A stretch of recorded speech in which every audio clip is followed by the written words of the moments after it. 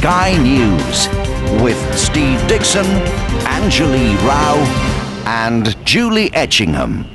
Good morning to you from Rome. A billion Roman Catholics around the world and countless other Christians will be awaiting news of Pope John Paul II this morning. We know that the Vatican press office is about to open. We are awaiting news from there. It closed at 6 o'clock this morning after having been open throughout the night.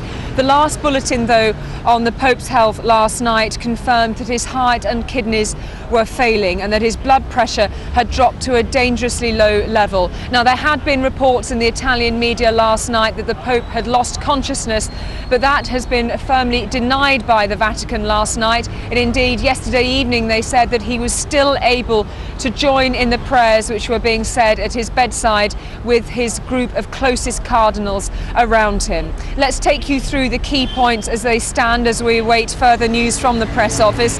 The head of the Vatican's healthcare service said last night, telling Mexican television, that the Pope is about to die and that there is no more hope for him. Crowds are expected again in St. Peter's Square to be near the longest-serving Pope of modern times. The figures of people gathering last night amounted to 70,000 according to the police here in Rome. And churches in the Polish city of Krakow, where the Pope first became an archbishop, held a candlelit vigil last night and throughout the night, mirroring a pattern copied throughout the whole of the world. The long wait continued through the night and into this morning. These mostly young people felt the need to be close to the Pope as he drew closer to death. Another medical bulletin can be expected today. So can the sort of crowds who thronged St. Peter's Square. As the Pope's life drained away, tens of thousands kept vigil in St. Peter's Square overnight. Il padre soffre, I figli si stringono accanto. The gates of Christ are opening, said this spokesman. His words followed a late bulletin stating that John Paul's condition had worsened. His breathing is shallow, his heart and kidneys failing. These updates are being followed around the world. 67 million Catholics live in the United States. And also with the blessings of Almighty God, the Father, the Son, and the Holy Spirit, descend upon you. The head of the church there said the pontiff was still, even now, leading by example. He feels, I'm sure now, in a very, very special way, that there is dignity even in a person who's suffering. There's dignity even in a person who's dying. And I think this is a lesson that we get from him. He shows us how to suffer, and he shows us even how to die. John Paul's teachings helped the growth of the Catholic Church during his papacy, especially in the developing world. That was reflected at the Sea of Galilee, where a group of Indian Christians joined in the prayers taking place across the globe. The Holiness Pope John Paul Marpapa. The Pope came to Israel in the year 2000, and there he asked for forgiveness for Catholic sins against Jews across the centuries. I think I speak for all the Jews that I wish the Pope a good recovery from his illness, and we would like to hear all the best from him. He's been a good Pope for the Jews. The fastest growth in the Church has come in Africa. One of the candidates for a new Pope will be from Nigeria, and from there, thoughts have turned to the situation in Rome. As have the prayers of the Chinese Catholics, of whom there are up to 12 million. Here, the prayers are in Mandarin. A reflection of the global church, and why this drawn-out passing of a pope is one of those rare things, a truly global event. Tim Marshall, Sky News.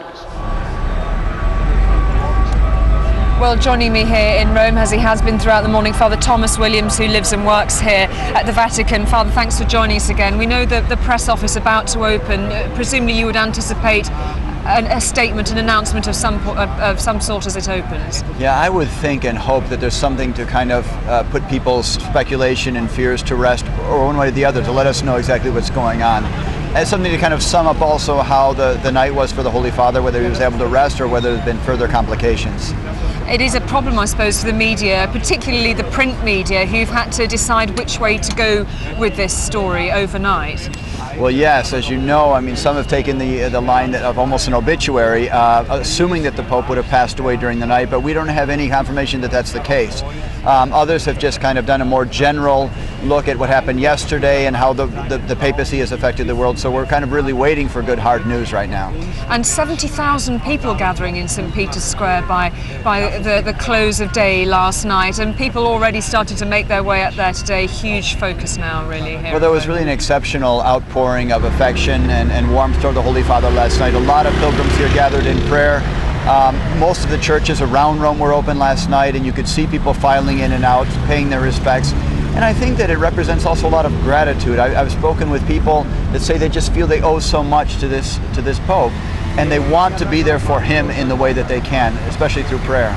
It was quite extraordinary, really, how the Vatican in particular dealt with this in terms of communicating news of the Pope's condition to the people waiting outside and indeed the media. They were pretty communicative, really. In some ways, so often we can wait for hours and hours with nothing, but yesterday they seemed to keep people in touch pretty regularly. Well, there's been this attempt. You know, we all complain that the Vatican is slow or secretive, but there has been an attempt to be more transparent, to let us know more punctually what the state of the Holy Father is, and I think that's the way he would want it for sure. I mean, he has been a man who's been very much out in public, a very great communicator himself, and I think that he's starting to rub off on his staff. And I suppose cardinals anticipating that moment when they have to be called to that point at which they have to start thinking about the successor. Yes, I'm sure that they're all starting to get their offices in order and getting prepared for a longish absence when they'll all have to come to Rome. Yes, indeed. Okay, Father Williams, at the moment, thank you very much Thank again you, Julie. for your help. Let's take you live now to two areas in particular which hold this Pope very close to their hearts. That is Krakow in Poland, where my colleague Anna Botting is standing by for us, and also Liam Cray in Armagh in Northern Ireland. We'll speak to Liam in a moment. Anna, first to you. Candlelit vigils held throughout the night.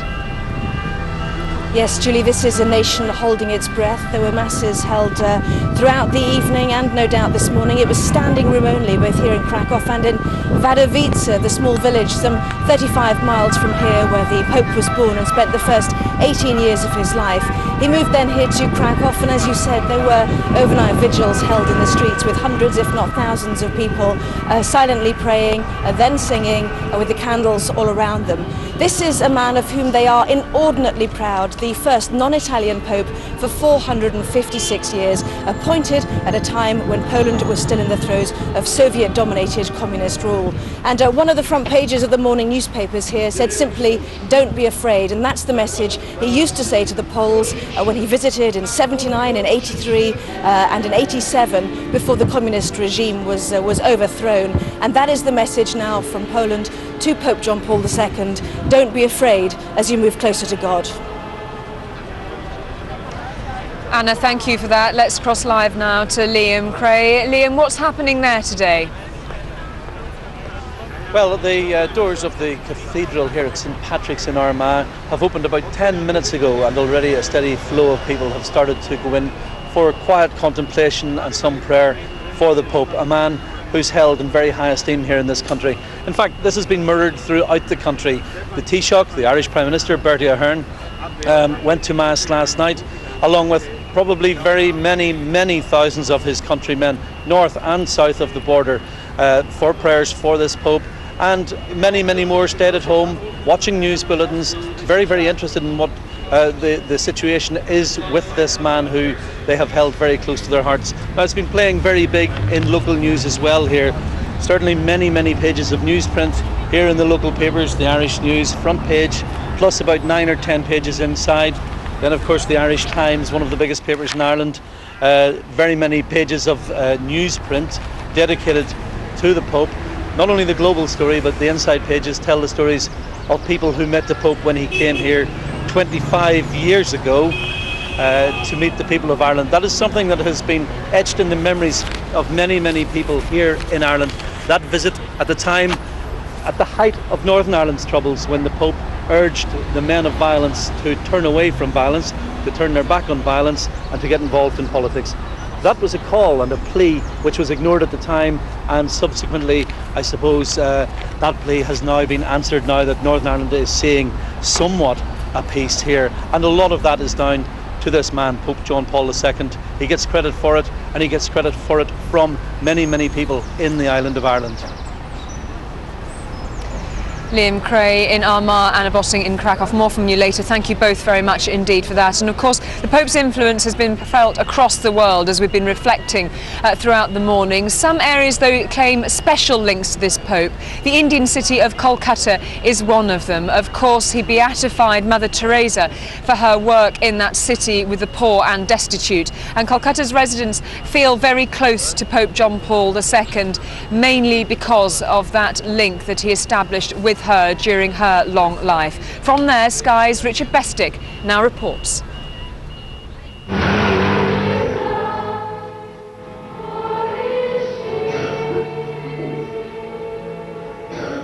In the slums of Calcutta, they've been praying also. In the name of the Father, and of the Son, and of the Holy Spirit. Amen. The grace of our Lord. The Sisters of Charity, who make up the late Mother Teresa's small army of missionaries, here say special prayers for a pontiff who had a special place in his heart for them. Pope John Paul's deep respect for Mother Teresa's work with the poor was most evident when he put her on the fast track to sainthood just 2 years after her death in 1997. The sisters continue their work still here in Calcutta and around the world. They treasure their special papal relationship. Yeah, there has been affection from both sides, appreciation from both sides. And particularly in that relationship with Mother Teresa. Yes, they appreciated her very much, the work that she did for the Lord, and they had the same mind. The overriding mood here isn't, as you might expect, one of undiluted sadness. Mother Teresa's Sisters of Charity see the Pope as being in a state of transition.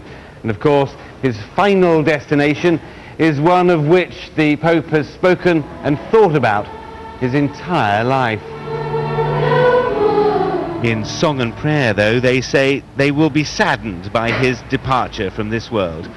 Richard Bestick, Sky News, with the Sisters of Charity, Calcutta. News there from Kolkata. Well, here in Rome, streets are getting busier, people starting to make their way to St. Peter's Square. Some 70,000 people gathered there yesterday. Let's take you to our live shot of that and of the Pope's apartments. He appeared there just last Wednesday in the middle of Easter week, so keen to make sure that his presence was felt and that the pilgrims who come here anyway in their thousands during Holy Week could see that he was with them in prayer and still physically able to make that contact with them and show himself to them. Of course, no sight of the Pope since then, and bleak news indeed. We heard from the Vatican last night that the Pope was in his final hours, it seems. We are awaiting news from the Vatican press office, which was due to open within the last few minutes. As soon as we get any word, of course, we will bring it straight to you. For the moment, though, from Rome, it's back to London. Thank you for that, Julie. Let's just update you on some breaking news now coming out of Zimbabwe. And President Robert Mugabe's ZANU-PF has secured a 2/3 parliamentary majority, allowing it to change the constitution at will. Yeah, we now know that 71 seats have been won by ZANU-PF. President Mugabe can appoint another 30 seats directly. That gives them 101. Crucially, as Angela was saying, that takes now over that 100 mark. It's only a 150-seat parliament, so they can change the constitution. He wants to do that, we know, to change the rules of succession for the position of president. That is now within his grasp. 39 seats have gone to the MDC, the Movement for Democratic Change. One has gone to the independent candidate. That's Jonathan Moyo, who used to be, of course, President Mugabe's personal advisor, but they fell out only very recently.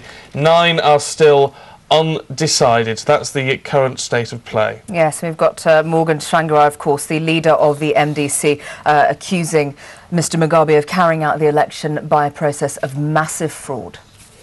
More on that, of course, throughout the day, but let's just tell you about the jury in the Michael Jackson trial, which has been told for the first time about previous allegations made against the singer. Larry Feldman, a lawyer who also represents the current accuser, spoke about a 1993 out-of-court payment made by Mr Jackson to another alleged victim. Drink driver Jermaine Pennant is expected to be the first Premiership footballer to play with a tag after his early release from prison. Yesterday he trained with the plastic tag under his sock and is likely to appear as a substitute for Birmingham City in tomorrow's game against Tottenham. Pennant was almost 2.5 times the legal limit when he smashed a friend's £70,000 Mercedes into a lamppost in January. A Frenchman has been sentenced to 30 years in jail for killing his British mother-in-law. Sharif Dua had admitted stabbing Valerie Brocklesby with a kitchen knife in a ferocious attack in West Bromwich 4 years ago. He was found guilty of attempting to murder his estranged wife as well. Jane. Let's take you now through the top stories here on Sunrise. Roman Catholics around the world are waiting for an update on the Pope's condition. The head of the Vatican's healthcare office told Mexican TV the Pope is about to die and there is no more hope. The Vatican has confirmed his heart and kidneys were failing, but he denied Italian media reports that he'd lost consciousness. And as we're hearing, Robert Mugabe has, his ruling party, ZANU-PF, has now won Zimbabwe's parliamentary election. That comes amidst charges of massive fraud by the opposition. He now holds 101 seats of the 150-seat parliament, which means he now has the constitutional victory he wanted. The jury in the Michael Jackson trial has been told for the first time about previous allegations made against the singer. Larry Feldman, a lawyer who also represents the current accuser, spoke about a 1993 out-of-court payment made by Mr. Jackson to an alleged victim. Well, let's have a look at the front pages of the newspapers this morning, starting with the Times, because of course they're all really focusing on the Pope, as one would expect on this day. The Times describes him as the Pope of Popes and says despite his illness, his continued fighting for life. He even appointed 17 new bishops yesterday and accepted the resignation of 6 others. The Independent says his life is drawing towards its inevitable conclusion and marks the Pope's origins with its main image, a candlelit vigil in his birthplace in Poland. The Guardian says his passing would signal the end of a momentous 26.5 years of leadership of the Catholic Church. The Sun devotes its entire front page to a picture of the pontiff in better times. Its headline simply, "In God's hands." FT also leads on the Pope's imminent death as hundreds of millions of Catholics prepare for his passing. The Daily Mail says the 84-year-old is serenely leaving this life after choosing to spend his final hours in the Vatican. The Express doesn't even include the Pope on its front page. Instead, it leads on pensions and says ministers could soon be given powers to create compulsory pension funds, which would see a considerable rise in average tax contributions. You're watching Sunrise. Do stay with us for all the sport. We'll include a look ahead to the return of Premiership action, plus Twin Centuries delight Indian fans in the first one-day international against Pakistan. It's his 10th one-day match.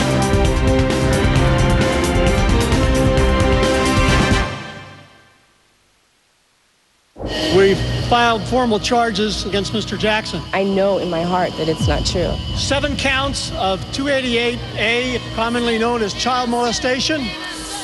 I just don't like people hearing about such false information.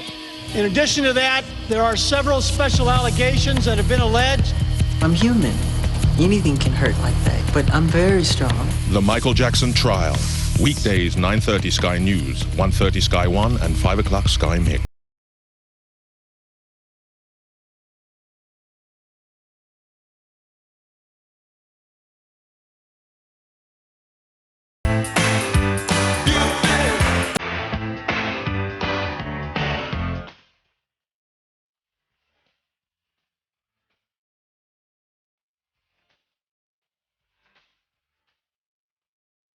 Chevrolet. For more information, visit chevrolet.co.uk. Hello, mortgage news just in. Howard. Halifax is offering special rates and is also the UK's #1 choice for mortgages. Woo! Splashing. But how can people find out if they could save money on their mortgage? By calling 0800 328 6789 for free. So to find out if you could save money, simply call 0800 328 6789. And what's the news? That's my line.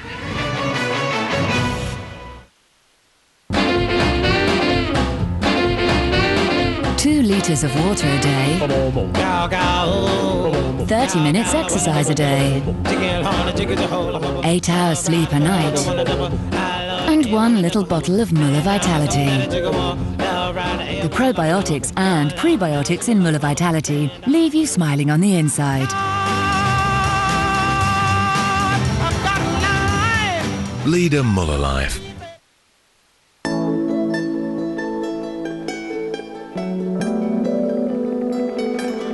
What do you get when a financial firm with 66,000 people in 50 countries takes the time to understand your needs, like it's just the two of you?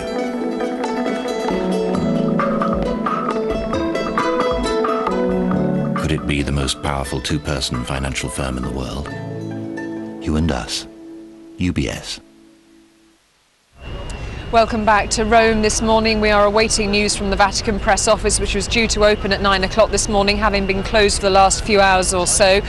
People starting to make their way, of course, to St. Peter's Square, as we've been marking throughout the morning. Let's speak now to our Vatican commentator and expert on these issues, Alistair Bruce, who joins me from London. A very good morning to you, Alistair. So it is simply a matter of waiting and watching, along with millions around the world this morning. Well, so it would seem. I spoke to a colleague of mine out in the Vatican who said he went to work very early this morning, and the routine of the city seemed to be going according to the way it always does on a beautiful morning like the one you're enjoying at the moment. The Swiss Guard were in position and the usual rituals of their drill were taking place, and everything was calm and peaceful, and perhaps we may hear more detail later on when finally the press office opens and they choose to make a statement. But perhaps the fact they haven't done it promptly at 8 would suggest that there's nothing hugely new at this stage. What do you make of the way, Alistair, that the Vatican has handled this within the last 24 hours? Father Thomas Williams, who we were speaking to earlier, was remarking that the Vatican had been a little quicker off the mark than usual in making sure that the media had been kept informed generally. Well, it's a complete change, of course, from way back in 1978, when it was a completely different setup. And perhaps because this Pope is such a tremendous communicator, he has passed on to those who communicate on his behalf the importance of making sure the message is clear. And whenever, as will always happen with Rome and its desire for communication and gossip, whenever news stories seem to come out that don't have any substantiation, immediately the press office has come back and has given a fairly clear guide as to what actually is going on in those rooms that so many of the believers and those who care for the Pope anyway are looking at the moment. And it's worth marking, I suppose, Alistair, that many young Catholics have known no other Pope so long has his reign been. 26 years. They won't remember the Pope who went before him, who himself had such a short reign. Indeed, and in fact not just Catholics. We had a very good email from someone who pointed out to me, in fact, that he as a Hindu minded desperately the fact that we forgot that so many other people regard the Pope as a stable and steady influence, and after all there aren't many religions who hold on to a supreme earthly head for quite so long as this Pope has ruled over the Catholic Church, and thereby he has shown this great stability and has been, as I've tried to emphasize, the steadying hand on the tiller of the Church for such a long time, and really has steadied the tiller of all religions in the whole world in a very interesting sense, in the way he has set an example. Yes, and it's interesting, I suppose inevitably the speculation has already begun, particularly in some quarters of the Italian press this morning, Alistair, about who this Pope's successor might actually be. Some suggesting that it's perhaps not necessarily a good thing that one Pope in particular has such a lengthy reign. Well, I think that as the Papabile, the number of people who are put forward as candidates for the papacy are being considered, I'm convinced that the Church has, while celebrating the present Pope and his tremendous influence, perhaps have been to some extent stifled from the point of view of the need to have evolving change, and maybe there will be a desire to appoint somebody slightly older at the start of their pontificate than the present Pope was when he took over the appointment as Pope in 1978. OK, Alistair, for the moment, thank you very much indeed for that, as ever. We can speak now to Austin Ivory. He's the spokesman for Cardinal Cormac Murphy O'Connor, of course, the leader of Roman Catholics in England and Wales. A very good morning to you, Austin Ivory. Thank you for joining us. We saw a very moving scene, really, at Westminster Cathedral. Many devout Catholics wanting to make their presence felt alongside the Cardinal. What's happening there today? Well, it's masses as normal this morning, but of course at all those masses there will be special prayers said for the Pope. Yesterday there were many people coming in and out of the cathedral to light candles, to pray, to sit really in a kind of vigil. And what observations has the Cardinal himself made this morning?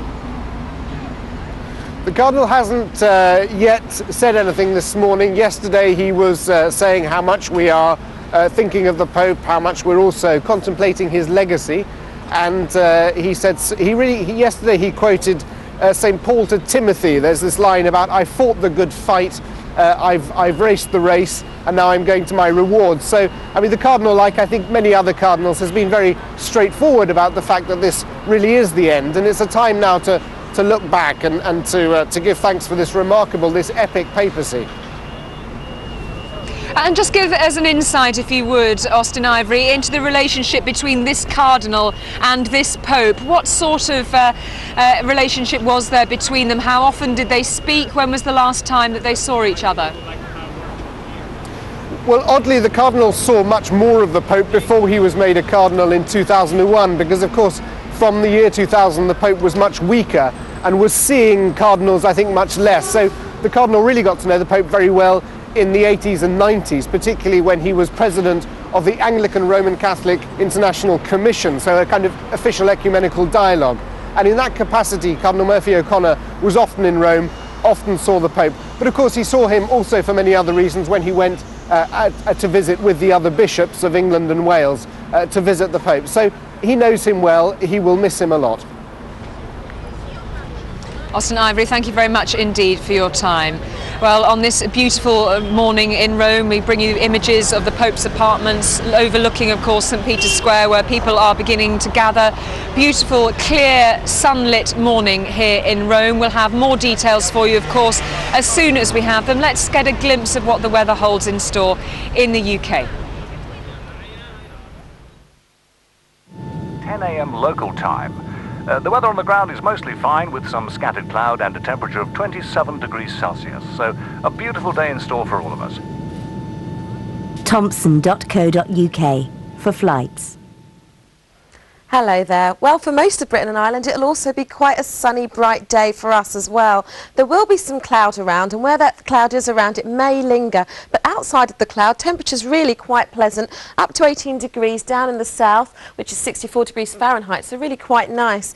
Up in the north, though, for Scotland, there is some rain. It will linger around coastal areas, although it will start to move further north and eastward as the day goes on. So we move through to the evening, not much change really. The temperatures drop just slightly, but it's still quite warm and pleasant through the afternoon into the evening. There are little bits of fog that were around this morning, stay around this morning for a bit, and they reappear in the evening, particularly for southeastern corners, maybe central parts as well.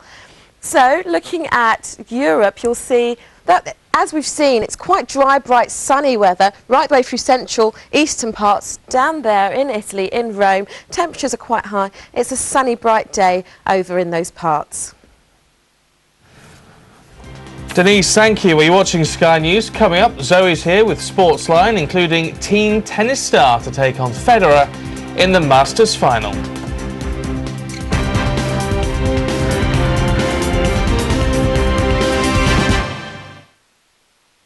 Does your loo say things about you behind your back? Harpic 2-in-1 fragrances continuously, even without flushing. Harpic, what does your loo say about you? All right, let's make it 7 out of 19 then. Yeah, whatever. Okay. Oh, those FootJoy Classics tours are sweet. You know, when you're playing on the European Tour, you probably call them your European FootJoy Classics European Tour shoes. That's exactly what I call Yeah. Hey, you know how you have the same caddy every week on tour? Ricky? Yeah, Ricky. Ricky, you ever thought about having your own personal sign carrier? That's a great idea. Yeah. Can you recommend one? If breast cancer were able to choose, no one would be allowed to talk about it. Well, it wouldn't want early diagnosis, would it? It wouldn't want those affected to be put in touch with others who'd been through the same thing. That would make them too strong. If breast cancer were able to choose, It wouldn't want those affected to have access to expert knowledge whenever they wanted. it would love people to lose their self-worth. Because self-worth is strength. If breast cancer were able to choose, Breast cancer care wouldn't exist. nor would this telephone number, nor would this website.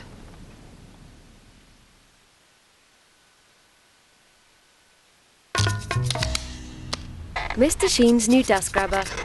It goes from really tall to really small. Mr. Sheen shines something that's clean. Power means never having to worry about your manhood when you're on the tee. Pull yourself together, man. You're starting to crack up. Want to go on a power trip? Play Cobra. Power means you eat free after the round. Ooh, lobster. How is the old sea roach? Expensive. Excellent. Give me a couple of them. Want to go on a power trip? Play Cobra. The Heineken Cup quarter-finals. And a massive weekend of rugby union continues. Today from 12:30, Stade Francais take on Newcastle. Followed at 5:15 by Leinster v Leicester. Brilliant stuff! And tomorrow at 3, Biarritz take on Munster. The Heineken Cup quarter-finals, live, only on Sky Sports. Good morning, it's 8:30 and you're watching Sky News on Saturday, the 2nd of April. In a moment, Sportsline, but first a look at this morning's top stories, and Roman Catholics around the world are waiting for an update on the Pope's condition. The head of the Vatican's healthcare office told Mexican TV the Pope is about to die and there is no more hope. The Vatican has confirmed his heart and kidneys have failed, but denied Italian media reports that he'd lost consciousness. President Robert Mugabe's ruling party ZANU-PF has won the two-thirds parliamentary majority required to change Zimbabwe's constitution, but the opposition has described the election as a massive fraud. The jury in the Michael Jackson trial has been told for the first time about previous allegations made against the singer. Larry Feldman, a lawyer who also represents the current accuser, spoke about a 1993 out-of-court payment made by Mr. Jackson to an alleged victim.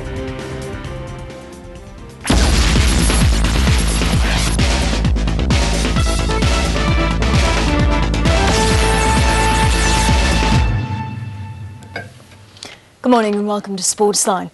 It's business as usual today as the Premiership returns after the international break. Chelsea play tonight against a Southampton side fighting to beat the drop. Arsenal at home to Norwich. Manchester United entertain Blackburn, whilst the early kick-off takes place at Charlton, where Stuart Pearce takes Manchester City. Still looking for his first win in charge, but not if Alan Kirbishy can help it. Stuart's going to give it his utmost to try and get the job, quite rightly so, and he'll have his own ideas on how he thinks Man City should play and what they've got to do. And you know, I think they'll be coming to the Valley. They've just been to Spurs and they've done well there. You know, it was unlucky to get beat, I think. And it's like a lot of games in the Premiership, mid-table games, that you know, it's on the day. I don't think you can really predict too much. So they'll be thinking that they've got a chance at winning at the Valley, and we obviously think we're going to win it. Newcastle are also pushing for a Champions League place. They host Aston Villa at the start of a vital run in both the Premiership and two cup competitions. Alan Shearer has a new contract and he's gunning for an all-time goal-scoring record. He's now tipped as Newcastle's next manager. Handing out trophies at a Newcastle United football in the community course, he believes it won't be long before he's lifting silverware. Now Alan Shearer has postponed his retirement. Hopefully we can finish with a trophy this season. That's what we all want. And we were in two cup competitions, with the UEFA Cup and obviously the FA Cup, and it's you know, a big season, exciting times, and it's going to be a busy few weeks coming up. Alan Shearer's new contract is that of player coach. So does that mean his teammates will now have to treat him as one of the bosses? I don't know if he sits in a different table for lunch now as well, because he's on the other side, but no, I think it's more so playing, and I suppose if he can help out the young lads in any way, then he will do, and he'll pitch in with his bit. The decision by Alan Shearer to play on is a massive boost ahead of this afternoon's match with Aston Villa, in which victory would keep Newcastle in the race to claim a top 6 Premiership finish. There's every chance we can squeeze in there. You know, we had a poor start to the season and a poor first half of the season, but we've picked up obviously recently, and if we can get 3 points on Saturday against Aston Villa, then you know I'm sure the teams around in the top 6 or 7 will be looking over their shoulders. These youngsters have got their hands on some medals. Now Given, Shearer and co want to do the same. David Craig, Sky News. Bottom of the table, Norwich travel to Highbury, but Arsenal will be without Sol Campbell and Patrick Vieira. Arsenal know their title bid's over, but there's still much food for thought. More pasta, fewer pies. Arsene Wenger has played a big part in changing the eating habits of the modern footballer, and with school dinners a hot topic this week, the Arsenal boss has ensured good eating habits are ingrained throughout his club. If you can convince a player that if he does that, he will be a better player, I think he's always motivated to do it. And therefore, of course, you have to try to show them why they do it wrongly and what kind of benefit they can take of it. Do you practice what you preach with it as well? I try, yes, but you know, it's like all the strict rules. You have to allow yourself from time to time a little bit an exception, and that's what I try to do as well. Norwich City also know a thing or two about food. They visit Highbury this weekend. Delia's boys were swept away by Arsenal earlier in the season, and although the title has gone, Wenger wants to see his team hit similar heights again. I want first to see quality on the pitch, because we have values at this club. They're not only linked with the fact that you win the championship or not, is with respect for the game we want to play, love for the game we want to play, respect for people who come to watch us, and of course we want to make a step forward and prepare well next season as well. Arsenal must once more do without Sol Campbell, while Patrick Vieira is still out with a hip injury. He'll be replaced by Gilberto Silva, who's back. It'll be his first start for 6 months. Jim Cockin, Sky News. Blackburn make the short trip to Old Trafford today when Mark Hughes meets his old boss. Sir Alex Ferguson knows his former striker better than most and is delighted he's making a success of management too. Sir Alex Ferguson knew the time had come for Mark Hughes to try club management long before the call came from Blackburn Rovers. And the United boss isn't surprised by his impact at Ewood Park. I spoke to him some months ago about, I said, the time is you've done your apprenticeship at Wales, and it's not easy to be an international manager because there's a lot of frustrations with the job. You've not got that day-to-day involvement.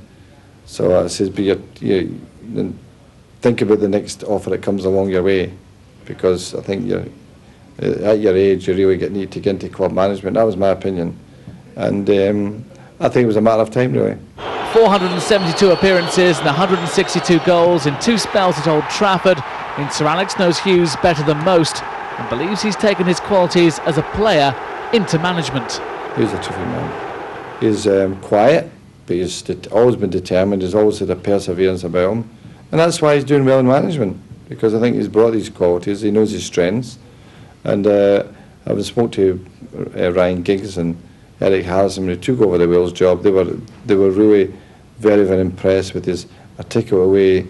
He explained everything to them in simple terms, organised, and that was. They were very, very impressed with him. There's something of a Manchester United mafia when it comes to Premiership managers. Hughes at Blackburn, Brian Robson at West Brom, Birmingham's Steve Bruce and Steve McLaren at Middlesbrough, all schooled by Sir Alex. Well, it gives me pride that having had them as players and seen the type of people they were and the characters they were, they've taken on to the next stage. They haven't left all that behind them on the football fields. They've taken it to a different challenge, and I'm really pleased and delighted for them. Sir Alex Ferguson may be looking at his expanding old boys network with pride, but he and Mark Hughes will be anything but old pals, at least for 90 minutes at Old Trafford. James Cooper, Sky News. Celtic can extend their lead at the top of the SPL to 5 points today with a win at home to Hearts. Kilmarnock travel to Dundee. Dundee United are at Easter Road to play Hibs. Inverness Caledonian Thistle host Aberdeen, and Livingston play Dunfermline. Back on top of the SPL and with no intention of giving up pole position again, Celtic host John Robertson's Hearts in a fixture that rarely disappoints. It's going to be tough, we know it is. They're coming here, they want to try and improve their league position, and we want to try and take 3 points for obvious reasons, so it's going to be tough, and they've got quality players that we're going to have to keep an eye on. Craig Bellamy should start, having recovered from a knock taken on international duty, and the pace of the Wales international is sure to present Hearts with a few problems. I think he's been great since the day he come in. I think even his performance against Rangers in the first Old Firm game when he made his debut, you know, apart from not getting a goal, I thought his performance was decent, and I think he's carried on since then. He's certainly been a boost since he's come into the club for everyone. Certainly players like myself and Neil and Stillian, because he makes runs, and if people make runs, you know, it makes your job easier. The Celtic dressing room refuses to become preoccupied with the last Old Firm clash coming up in 3 weeks' time. Right now, the only thought is to keep winning. We can't afford to think about that now. It's too risky if you think about that's going to be a decider, and we've got 3 or 4 games before then. It could come back to haunt you if we start thinking like that. We just have to approach the next game. So, it's the old one game at a time routine as the title run-in begins in earnest. David Probin, Sky News. India have sent Pakistan 282 to win the first one-day international in Kochi. India were 400 if they're only, 4 for 2 even, as Tendulkar and Ganguly fell in successive balls to Naveed-ul Hassan. Probably the fans wished that was what they were seeing, but centuries from Rinder Sehwag and Rahul Dravid helped the hosts to 281 for 8, somewhat different off their 50 overs. Arshad Khan took 4 for 33. Sehwag brought up his 7th one-day international century of 84 balls. He was helped along by Rahul Dravid, who also brought up his century.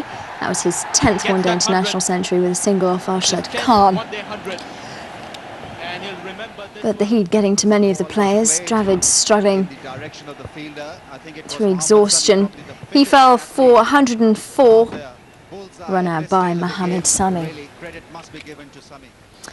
Roger Federer will play Spanish teenager Rafael Nadal in the final of the Nasdaq 100 Open in Miami. The world number 1 eased past 6-time champion Andre Agassi in the last 4. It was the 21st consecutive victory for the Swiss. Nadal beat fellow Spaniard David Ferrer in straight sets. An early break in the second put him into the first Masters Series final of his career.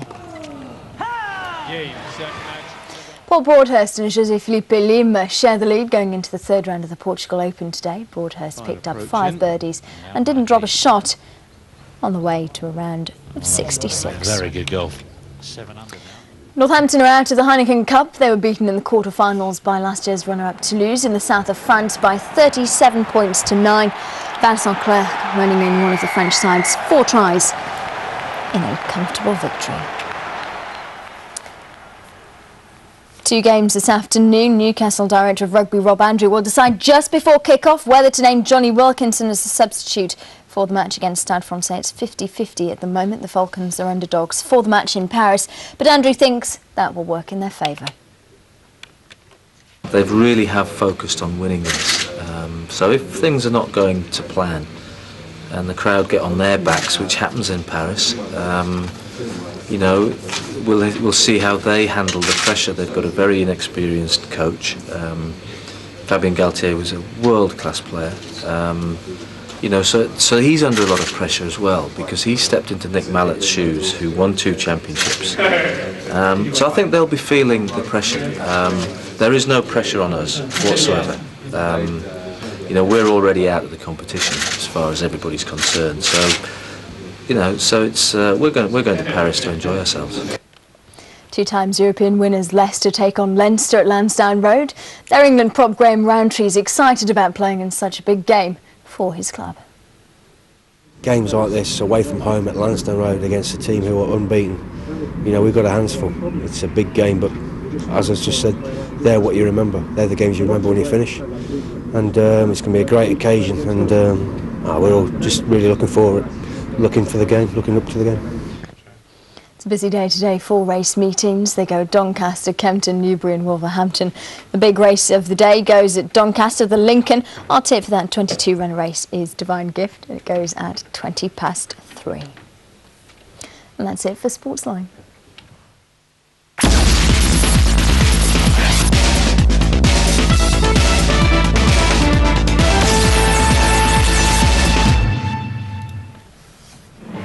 Well, these are the top stories on Sky News. Roman Catholics around the world are waiting for an update on the Pope's condition. The head of the Vatican's healthcare office told Mexican TV the Pope is about to die and there is no more hope. The Vatican has confirmed his heart and kidneys were failing, but denied Italian media reports that he'd lost consciousness. President Robert Mugabe's ruling party, ZANU-PF, has won the 2/3 parliamentary majority required to change Zimbabwe's constitution.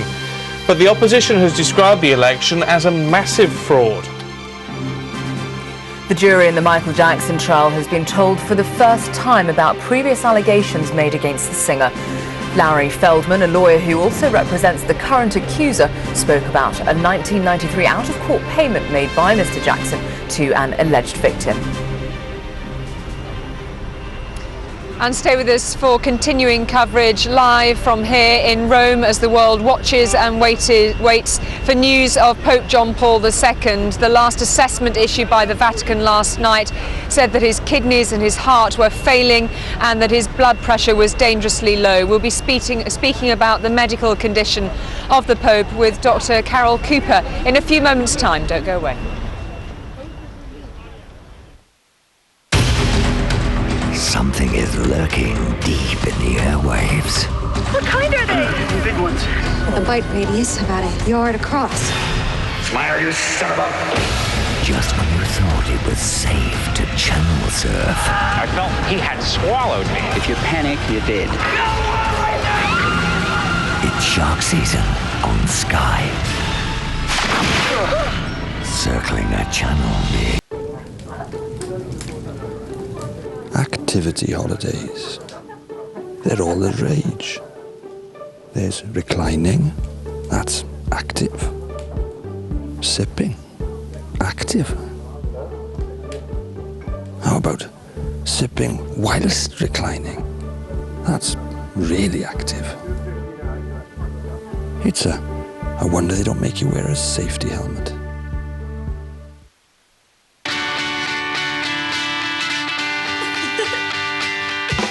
The new generation Razira bladeless kit from Veet is like shaving without a blade. The Razira gel cream and bladeless head with soft flexi fins combine to leave no cuts, dryness or stubble. Just smoothness that lasts up to twice as long as shaving. If only every feeling lasted as long. Veet Razira, voted product of the year. This Flash Home car wash is fantastic. Just get it wet, spray on the soap, sponge down and rinse. Then the magic bit, auto dry. The filtered water works with the special polymer soap to leave a fantastic shine without hand drying. And the ladies love a shiny motor.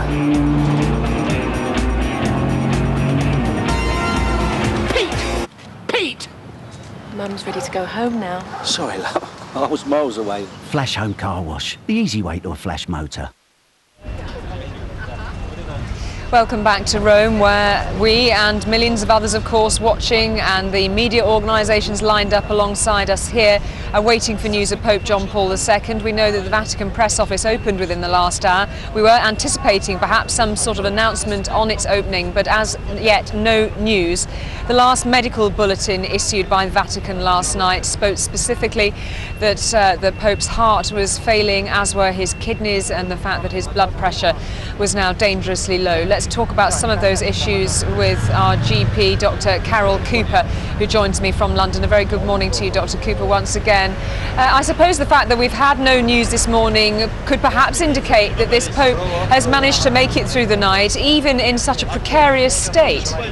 Well, he used to be a very vigorous man. When he ascended to the papacy, he was only in his 50s. We knew he'd been a previous footballer, so you'd expect him really to cling on with all the strength that he's got. But he's been in septic shock. Well, we've had a diagnosis of septic shock now over 24 hours ago.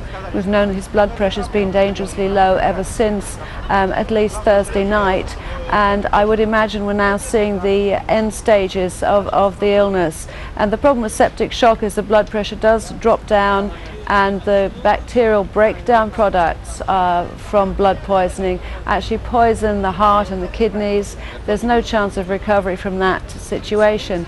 Now, we've recently been told that his breathing is quite shallow, and that usually comes towards the end. So I think the announcement will not be too far from now, I would imagine. We heard a comment from a Mexican cardinal who's the Vatican's health spokesman here last night, Carol, saying that the Pope was in agony. I mean, there's little doubt that this sort of failure of the major organs leads to great pain in someone of this great age, at least. Absolutely. He would be in pain from the urine infection in the first place because that affects the bladder and the kidneys, so he'd be in some pain from that. Plus having septic shock is really, it's a very uncomfortable condition. You'd feel feverish, clammy, you'd have a headache, you'd be shivering, possibly nausea and vomiting. You feel very, very faint. As your blood pressure drops, you really feel that you're losing control of your life. So I would imagine he'd be extremely uncomfortable. And of course, he knows that his organs are failing now, so I would imagine he's in some discomfort. The other thing is with the shallow breathing, it wouldn't be surprising if he's now got a chest infection or pneumonia, which in fact is sometimes called the old man's friend, because that's often what carries you off in the end. Dr. Carol Cooper, thank you very much.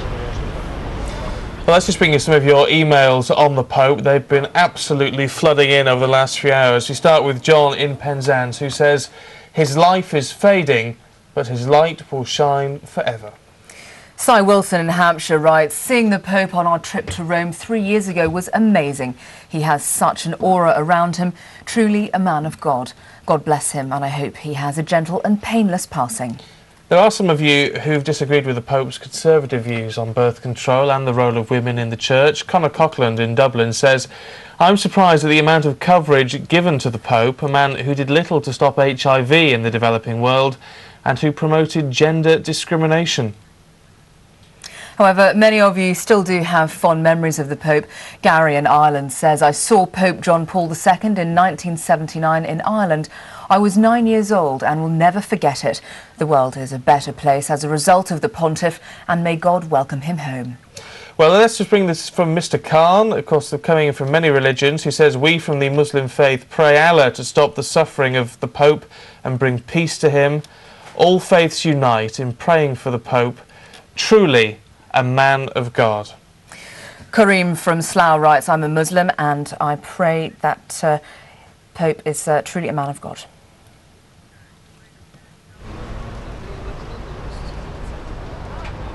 Well, stay with us here on Sky News for continuing coverage from Rome as we await news from the Vatican this morning. Pilgrims making their way to St. Peter's Square as they did in their tens of thousands last night. Looking at the windows of the Pope's apartments where he appeared last Wednesday, we know now from the word from the Vatican that he is indeed close to death. Full coverage on Sky News from Rome continues in a moment. Looking to sell your timeshare or points? You need to speak to E2, the European Timeshare Owners Organisation. E2 should be your first choice to purchase, sell or exchange your timeshare or points. Call E2 now on 0208 906 9999. Tell me about the interpreter. I heard something today. An assassination? Yes, at the UN. His job is to protect a witness. I'm scared. His mistake. You don't look scared. Maybe to believe her. We got a situation. What is she, a victim or a suspect? She's a liar. What are you not telling me? I can't tell you. Someone might get hurt. Someone might get hurt? Any leads? Maybe one. Behind the nightmares. Something happened out there in the desert that night, and it's not what we thought it was. Lies the terrifying truth. Somebody got into our heads. You don't actually believe his story. We can take them out. The Manchurian Candidate on DVD from Monday. Top Gun 2-disc special edition DVD. The best of the best just got better. I feel the need for speed. Ow! Featuring over 5 hours of extras. Tom Cruise Top Gun 2-disc special edition DVD. Own it from Monday.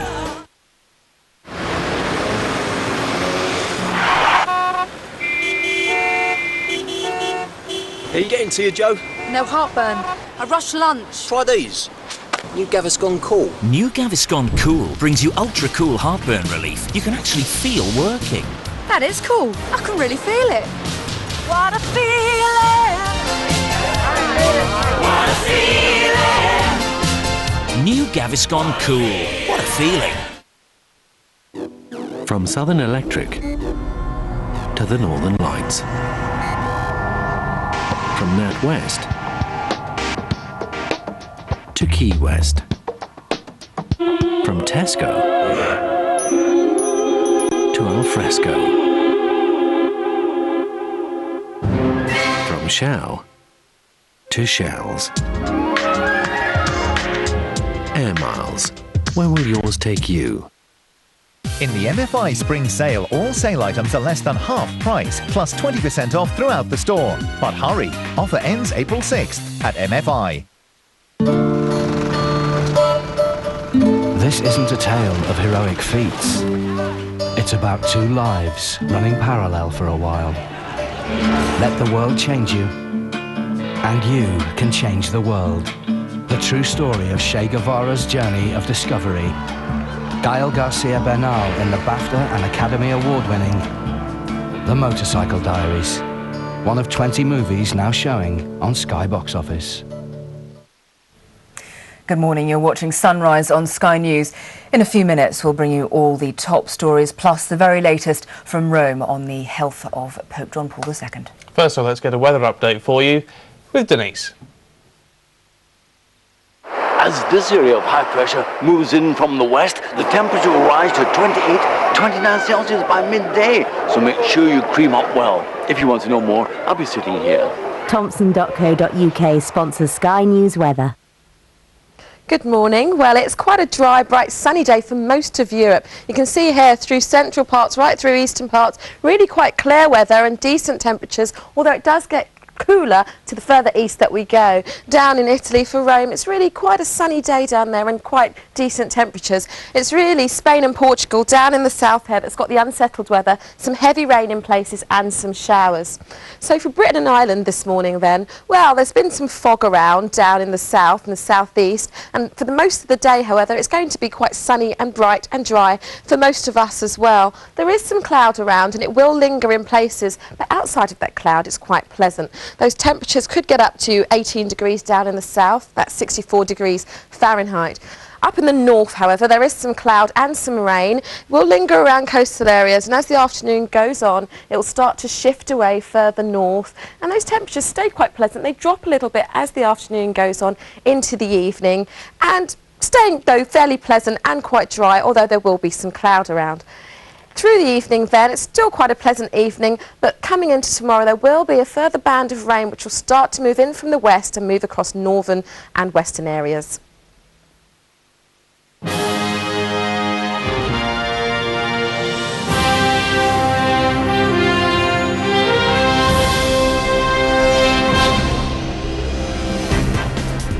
Good morning, it's 9 o'clock in the UK, 10 o'clock in the morning here in Rome. You're watching Sky News Sunrise. We are live in Rome this morning awaiting news of Pope John Paul II, reported last night to be in the final stages of his life. Thousands of pilgrims are expected back in St. Peter's Square this morning to be close to their Holy Father. The Pope's heart and kidneys are failing. The Vatican says he's preparing to meet his master. Meanwhile, the world's faithful watch, wait and pray. And the top stories from London this morning. Robert Mugabe claims victory in the election. The opposition cries foul. The Jackson trial latest of the lawyer who first interviewed the pop star's accuser. And released from prison, Jermaine Pennant could become the first Premiership player to play with the tag. Sky News with Steve Dixon, Anjali Rao and Julie Etchingham. Good morning to you from Rome, where we are waiting along with countless others of news of Pope John Paul II. We know the Vatican media office opened a short while ago. We were expecting that there may be an announcement when they opened, but as yet no news from there so far. The last bulletin issued on the Pope's health came last night, and it was bleak news indeed. The bulletin said that the Pope's heart and kidneys were failing and that his blood pressure had fallen to a dangerously low level. The Italian media did report last night that the Pope had lost consciousness. This was firmly denied by the Vatican and said yesterday evening at around 8 o'clock that the Pope was still lucid, conscious and serene and also able to take part in the prayers being said by his bedside. News then of what reached us overnight. The head of the Vatican's healthcare office told Mexican television that the Pope is about to die and that there is no more hope for him, in his words. Crowds are expected again in St. Peter's Square to be near the longest-serving Pope of modern times. The police here in Rome estimated that 70,000 pilgrims gathered there last night.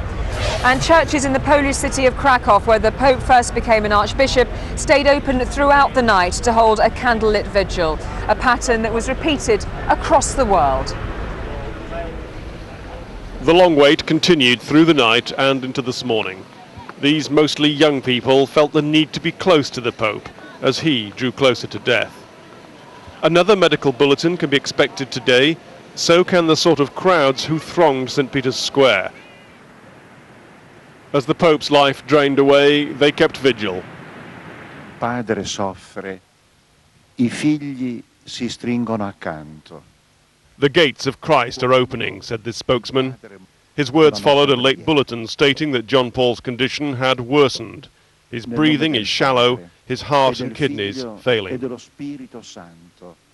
These updates are being followed around the world. 67 million Catholics live in the United States. And also with the blessings of Almighty God, the Father, the Son, and the Holy Spirit, descend upon you. The head of the church there said the pontiff was still, even now, leading by example.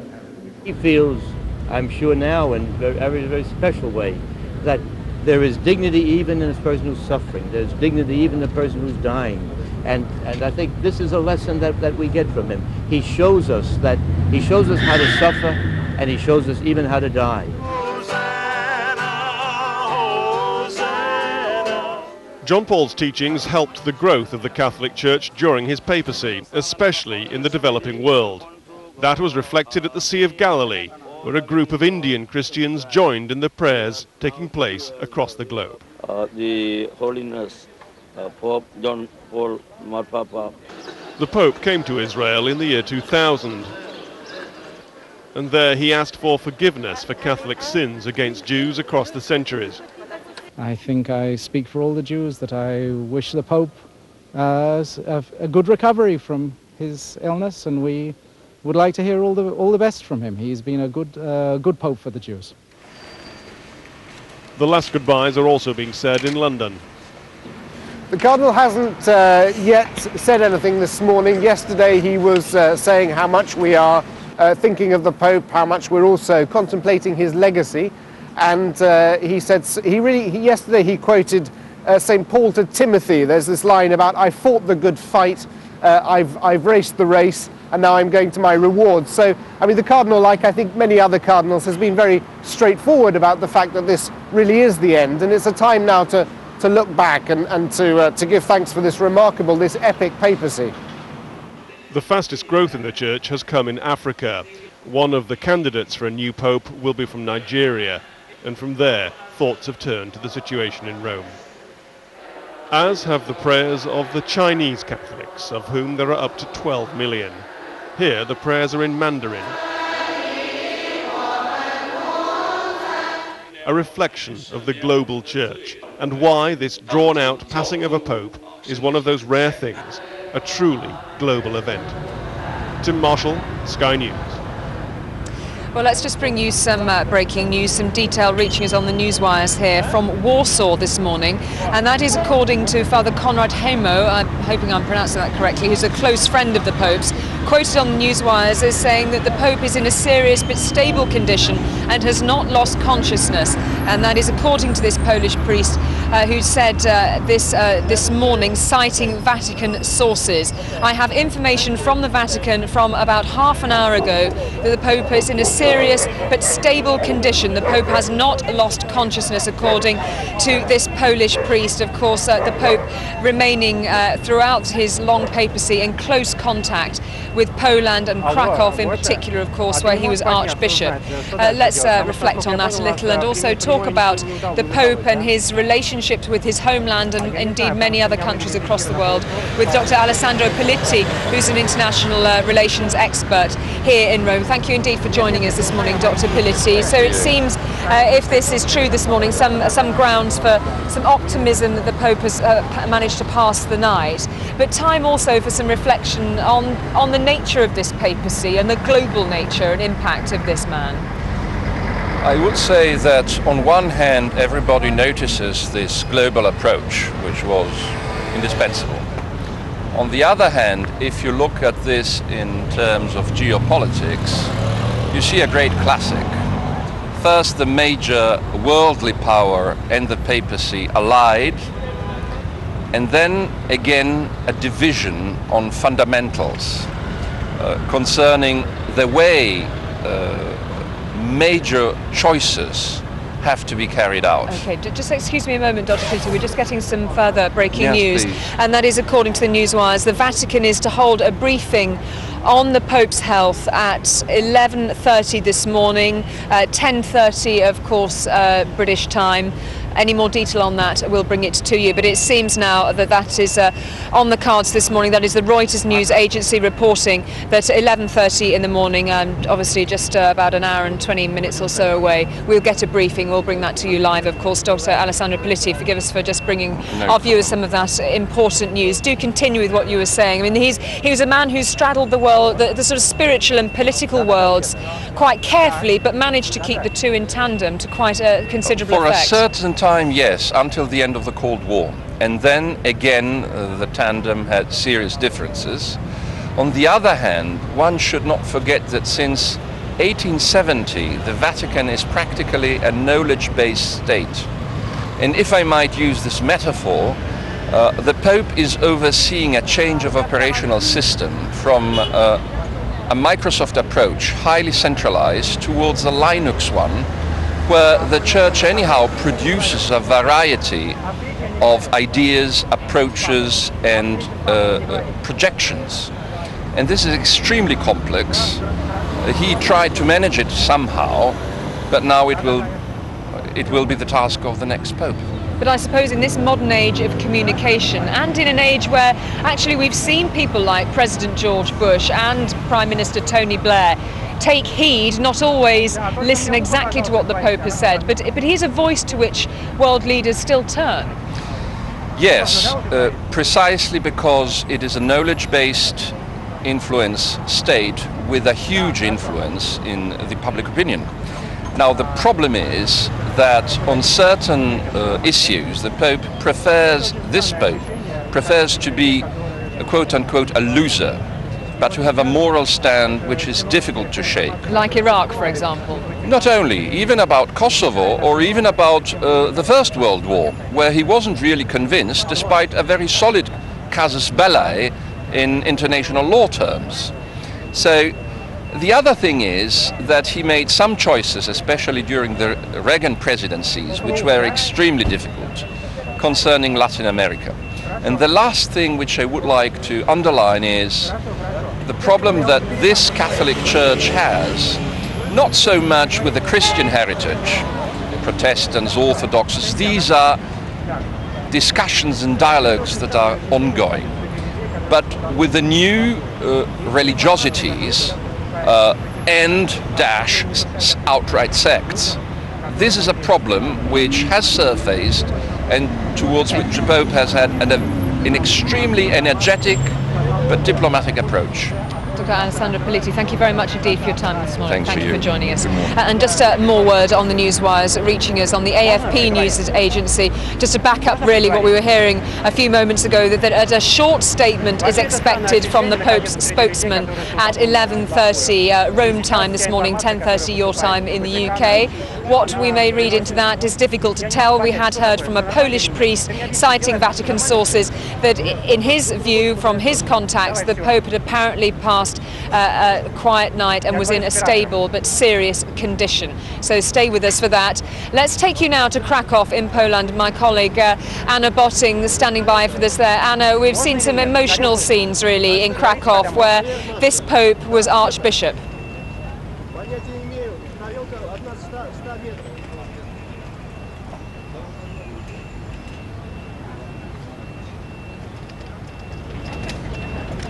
Sorry, I don't think we can hear Anna for the moment. I think we may have to try to return to her a little later on, just to give you the view of our camera position here. If I step out of the shot this morning, perhaps you can see down the boulevard to our left, the Via della Conciliazione, down towards St Peter's, getting very busy now. 70,000 pilgrims gathered in St Peter's Square last night for news of the Pope. Similar figures expected today. Of course, a weekend here in Rome. Many people clearly on their way to try to get news. Let's take you back now to Krakow and my colleague Anna Botting. Anna.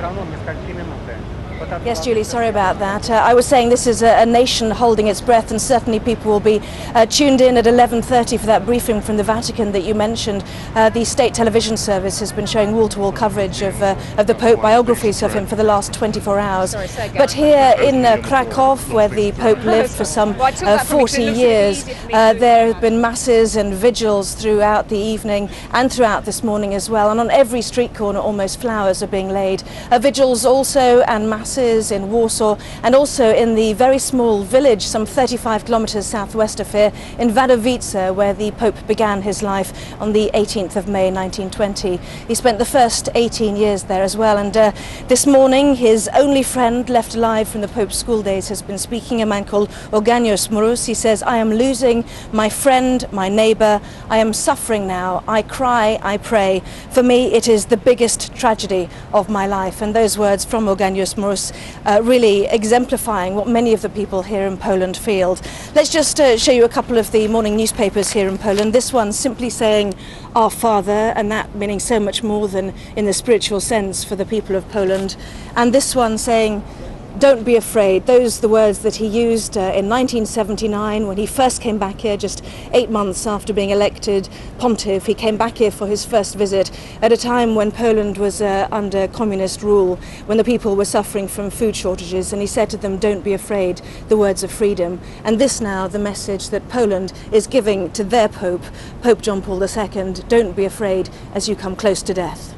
It's me? I can't hear you, sorry. Anna, thank you very much indeed for that. Let's speak now to two of our other correspondents out in the field this morning, and that is Mark White, who's standing by for us at Westminster Cathedral, and Liam Cray at St Patrick's Cathedral in Armagh. A very good morning to you both. First of all, Mark, to you, a whole day of masses marking prayer time for this Pope, presumably a similar layout today. That's right, Julie. The second Mass of the day now underway in the cathedral behind me. At the first Mass at 8 o'clock this morning, Father Timothy Dean paid tribute to the immense bravery being shown by the Pope as he faces this illness over the last few weeks. And he said that the way in which the Pope had handled his illness was a lesson in courage and in fortitude. We're expecting many people to come here to the cathedral over the coming hours. Large Mass will be held here at 10:30 this morning, around the time that the Vatican are due to make that statement, bringing us up to date with the latest condition of the Pope. Yesterday we had the Prime Minister's wife, Cherie Blair, one of the VIPs attending a Mass yesterday evening, and today, just behind me now, Anne Widdecombe, the former Conservative minister, one of those paying tribute and praying for the Pope in his final hours. Mark, thank you very much for that. Let's go to St Patrick's Cathedral in Armagh. Liam Cray. Liam, what's happening there this morning? Well, Julie, the doors of this imposing cathedral behind me opened just over an hour ago, and already there's been a steady stream of people coming in here for quiet contemplation and a short prayer for the Pope. There will be Mass here at 10 o'clock. There's expected to be quite a large crowd, certainly larger than normal for a Saturday morning, again with prayers being offered for the Pope. Now, here in Armagh, they have a very special relationship with the Pope. The Pope visited 25 years ago, but he only went to the Republic of Ireland. He had planned to come to this city and to this cathedral to visit the grave of his friend, Cardinal Conway, who's buried here at this site. But because in 1979, Northern Ireland was at the height of its troubles, there were threats out, and he was unable to come here, unfortunately. He had always wanted to come back, and there were plans hatched towards the end of last year, and they were significant plans. He wanted to come here to meet the people of Armagh, to meet the people of Northern Ireland. It was something that he wanted to do a quarter of a century ago, and now, unfortunately, those plans will come to nothing. And that's an extra sadness for the people here in Armagh City and the county of Armagh, and also for everyone in Northern Ireland. You may remember 25 years ago when the Pope did come to Ireland, it was very much the height of the Troubles. It was just a couple of weeks after Lord Mountbatten, the Queen's cousin, was killed in an IRA bomb, and on the same day there were 18 soldiers from the Parachute Regiment killed in another IRA bomb. So certainly the Troubles were at their height, and it really ruled out a visit by the Pope at that time. So in fact the Pontiff was quite looking forward to coming back here. Liam Cray in Armagh, Mark White in London, thank you both very much indeed, and stay with us here on Sky News for full coverage from Rome. In a moment we'll be reflecting on a very significant and important part of the Catholic constituency, and that is Africa. Many of the priests being trained now that are being sent to churches in Europe which are struggling to find people with vocations to the priesthood are coming from Africa. It's a part of the church to which this Pope paid particular attention. We'll be speaking to a Nigerian priest in a few moments' time. Julie, thank you very much for that. Let's look at some of the day's other news now. And President Robert Mugabe's ruling party has won Zimbabwe's parliamentary election amidst charges of massive fraud by the opposition. Well, full results are expected a little bit later on today, but so far Mugabe's ZANU-PF party has taken 71 seats. It also gets 30 more seats, which are appointed by the president. Now, the opposition, the Movement for Democratic Change, has 39 elected seats so far. 9 are still left to be declared. But already with a total of 101, Mugabe's party will keep control of the 150-seat parliament and, crucially, now does have the two-thirds majority needed to be able to change the country's constitution. As the results were announced, the trend quickly emerged. Victory for Robert Mugabe's ZANU-PF party, and a convincing one at that. The reaction in this bar was almost one of expectation. A landslide victory. I think, quoting the president, what he had anticipated that he would is aiming to achieve two-thirds. Majority is going to achieve that. Well, not all the results have yet been declared, but Robert Mugabe's party has already taken enough seats to control the legislature and the majority needed for the power to change the constitution. The president's power base remains as strong as ever. It's likely he'll now be able to name his successor. It hasn't all gone Mugabe's way, though. There was a surprise win for the independent candidate, Jonathan Moyo, once a ZANU-PF minister. In the Kwadzana township west of Harare, it was the opposition party who was celebrating. This is a rare victory for them. Even before he cast his vote, leader Morgan Tsvangirai declared these elections are unfair.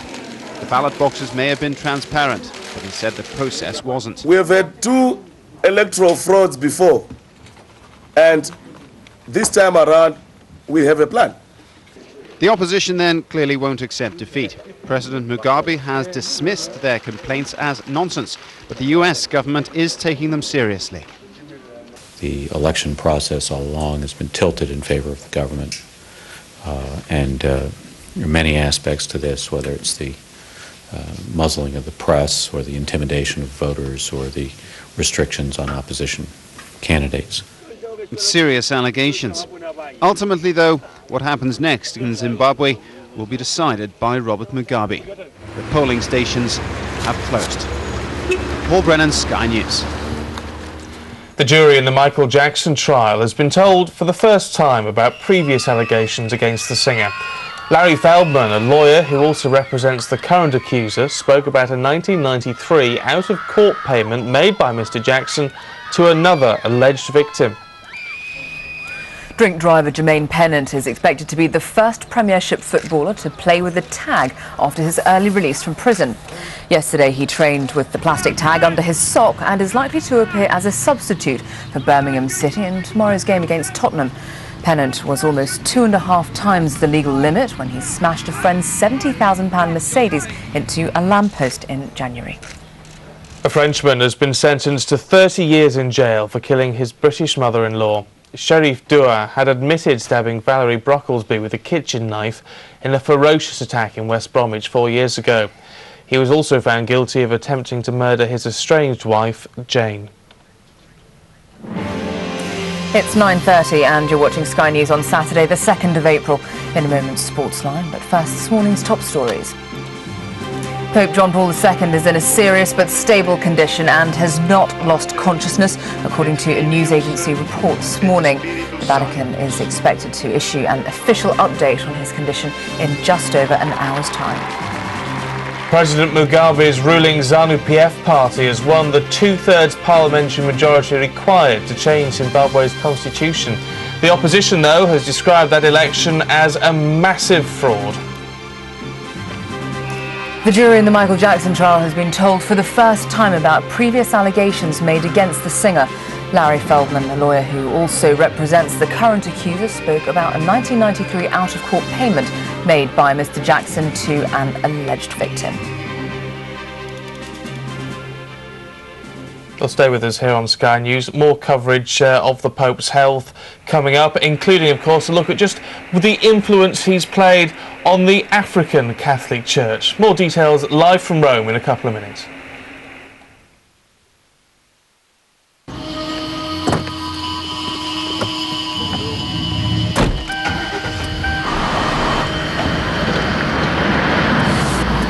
Through its exclusive reconstructions, one broadcaster gives a unique insight into the Jackson trial. Our coverage doesn't stop at the courtroom door. The Michael Jackson trial. Weekdays 9:30 Sky News, 1:30 Sky One and 5 o'clock Sky Mix. Red wine? Blackcurrant juice? Tea? Try the power of Vanish Oxy Action on tough stains like these. Just spray the Vanish Oxy Action onto the stain, then leave it for a few minutes to get to work. The active oxygen in the foam penetrates deep into the carpet pile, removing the stain. Let the carpet dry and look, it's completely gone. This sofa looks ruined, but watch! Vanish Oxy Action can remove tough stains like these before your eyes. Make stains like these disappear with Vanish Oxy Action for carpets and upholstery. The end of a beautiful evening.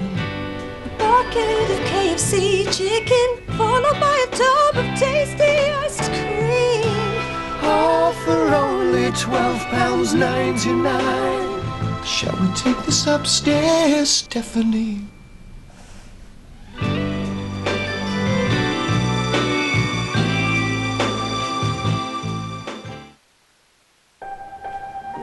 Are you in a job that's unfulfilling? That doesn't give you the rewards you want? Would you like a career with better hours, better chance of promotion and better earning potential? Do you want your work to fit around your life, not the other way around? Then make it happen. Call CompuTeach and start training for a new career in IT. Thousands of IT jobs are created every year, so there are plenty of opportunities for you to get a better future. With CompuTeach, you study mainly at home, in your own time, for qualifications employers really want. We've helped thousands of people transform their careers, and we can help you too. You don't need experience. We'll even help you find your first IT job. Get the future, the prospects, and the quality of life you really deserve. Call CompuTeach now on 0800 657 657 for a free information pack.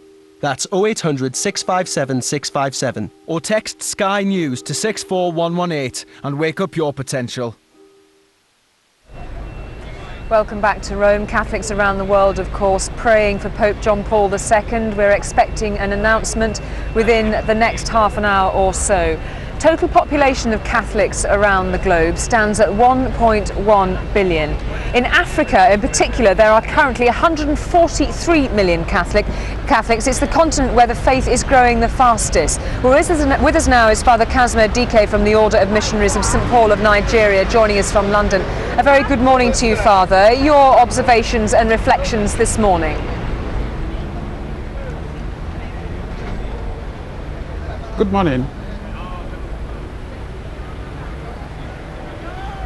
Today Good morning, Father. Can you hear me? I was just wondering what your reflections were this morning as we await news from the Vatican.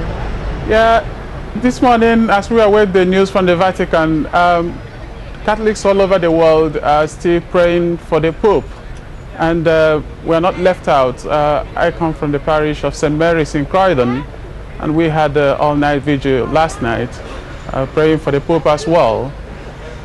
And also in Nigeria, where I come from, many people are still praying for the Pope as well.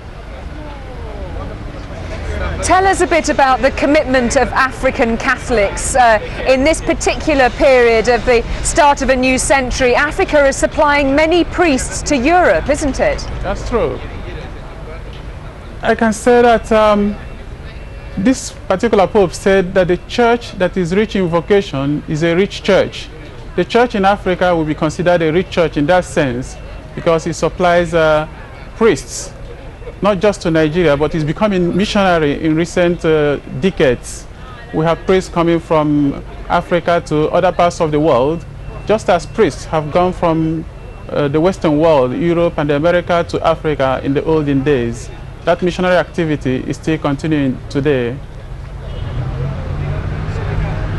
Father Casimir Dike, thank you very much indeed for joining us this morning. We will speak to you again, I hope, in the coming days. That is the latest from Rome at the moment. A beautiful, sunny, hot morning here as people start to move down towards St. Peter's Square for news of the Pope. An official announcement, a short statement, we believe, due at 11 o'clock this morning, at 10 o'clock this morning, of course, UK time. We will bring it to you live here on Sky News as soon as we have the detail. For the moment from Rome, it's back to London. Julie, thank you very much for that. You're watching Sunrise on Sky News. Coming up. Are you familiar with a then young boy by the name of Jordan Chandler? I am. And how did you become A blast involved? from the past of the Jackson trial. Watch our exclusive reconstruction.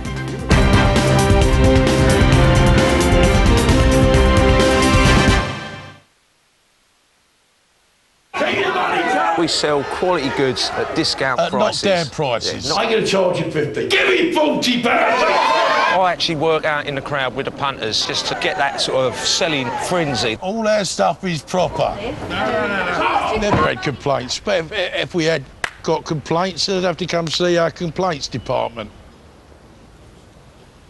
Be smarter with your money with an Egg card. You'll get 0% interest on balance transfers until the 1st of October 2005 and 0% interest on all new purchases until the 1st of October 2005. Plus up to 10% cash back from selected online retailers. Apply now at eggcard.com.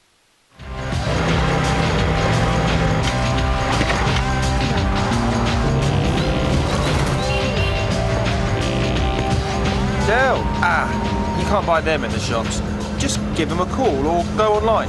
And we'll help you get your ideal PC, like this Dimension desktop featuring the powerful Intel Pentium 4 processor. Other Dell desktops start at just £379 and feature flat panel monitors. They all come with a free Dell colour printer, and if you buy now, you can pay in 2006. You won't find Dell in the shop, so call or go online. Dell PCs use Intel Pentium 4 processors. Does your loo say things about you behind your back? Harpic 2-in-1 fragrances continuously, even without flushing. Harpic, what does your loo say about you? I'm unique. But when it comes to medical insurance, we all want to know the same thing. How can I get the right cover at the right price? By calling AXA PPP Healthcare right now. New customers could receive up to 3 months free cover. So for a quote that's uniquely yours, call us on 0800 032 1966.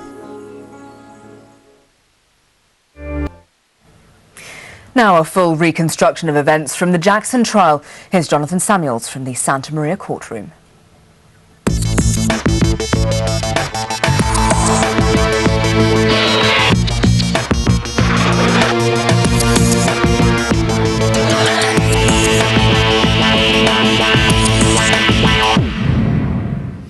Hello and welcome to our own recreated courtroom here in California, the state where Michael Jackson is facing charges of child molestation.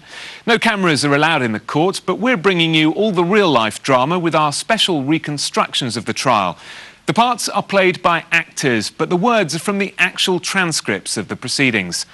For the first time, the jury's been hearing details of previous molestation claims made against the singer a decade ago. Lawyer Larry Feldman represents the current accuser, but also represented Geordie Chandler. He was the boy who accused the singer of abuse in 1993 and received a multi-million-dollar out-of-court settlement. But first, the court heard more about the raid on Jackson's Neverland Ranch. One of the themes of the pop star's defence has been the length of time it took for items such as adult magazines being seized from Jackson's home to being analysed for fingerprints. Prosecution witness Lieutenant Jeff Klepakis was quizzed about this by Jackson's lead lawyer, Thomas Mesereau. Now, did you suggest to the jury that because it took so long to separate pages out of magazines, that fingerprint analysis in this case needed to be delayed for a year? That's not what I suggested. What did you suggest when you told the jury about the laborious process of removing pages from magazines? Well, that it was a multi-phase process and that we wanted to, there were several things that we had to do. We wanted to maintain control over the evidence and not piecemeal it out.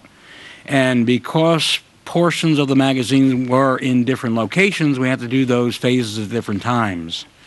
And are you saying that contributed to a delay in analyzing fingerprints? Yes, it did. One of the crimes Michael Jackson is charged with is giving alcohol to a minor.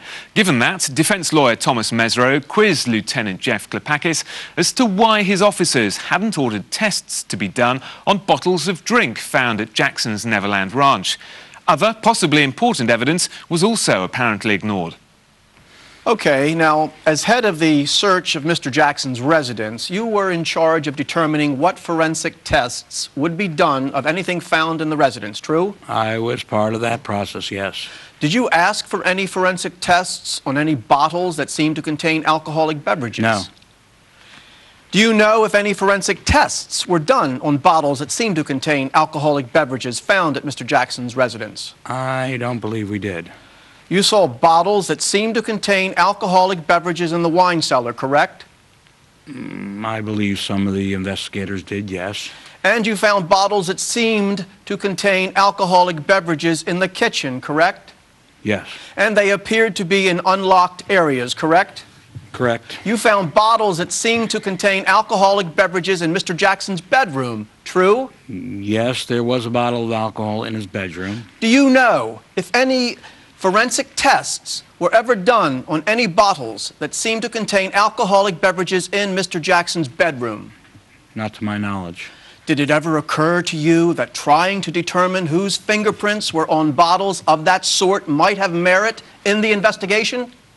Well, it would. My belief is that we were talking about something that occurred 8 months prior to the service of the search warrant, so the answer would be no. How long do fingerprints tend to last on surfaces, based upon your experience as a police officer? It can last that long at least. They can last many years, correct? Yes. Given what you had heard about potential charges, did it ever occur to you that trying to see whose fingerprints were on glasses or bottles, glasses that seemed to have contained or are used to contain alcoholic beverages, or bottles that seem to contain alcoholic beverages, might be relevant? We didn't at the time. Okay. Did you do it at any time? No. Did you ever ask for any fingerprint analysis of items of furniture in Mr. Jackson's bedroom? No. Did you ever ask for any fingerprint analysis of various boxes you saw in Mr. Jackson's bedroom? No. Did you ever ask for a fingerprint analysis of a lot of the mannequin-type toys you found in Mr. Jackson's bedroom? No. Did you ever ask for a fingerprint analysis of anything you saw on the floor in Mr. Jackson's bedroom? If some magazine material was found on the floor, yes, we would have, but... Was the fingerprint analysis you requested only directed at magazines? I believe so, yes.